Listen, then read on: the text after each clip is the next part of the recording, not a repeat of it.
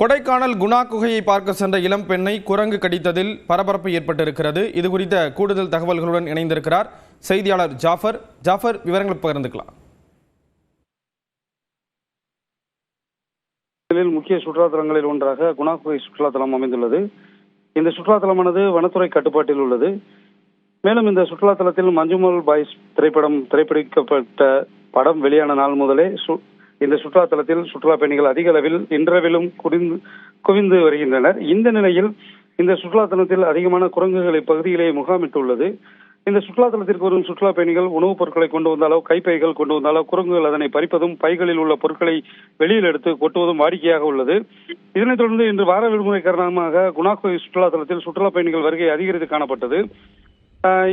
இந்நிலையில் பெங்களூரில் இருந்து ஐடி கம்பெனியில் பணிபுரியும் 4 சுற்றுலா பயணிகள் குணா குகை பகுதிக்கு வந்து சுற்றுலா தலங்களை கண்டு ரசிக்கும் போது சுப்ரியா என்ற இளம்பெண்ணிடம் உணவுப் பொருட்கள் இருப்பதாக எண்ணி கைப்பையை பறிக்க முயன்றுள்ளது ஒரு குரங்கு. அப்போது அவர் கைப்பையை சுதாரித்து பிடித்துக் கொண்டதில் கைப்பையை பறிக்க முடியாத ஆத்திரத்தில் குரங்கு அந்த பெண்ணின் வலது கையை கடித்துவிட்டு ஓடிவிட்டது. இதனையடுத்து இந்த சுற்றுலா பயணி கொடைக்கானல் அரசு மருத்துவமனைக்கு வருகை புரிந்து அங்கு சிகிச்சை புரிந்து வருகிறார்.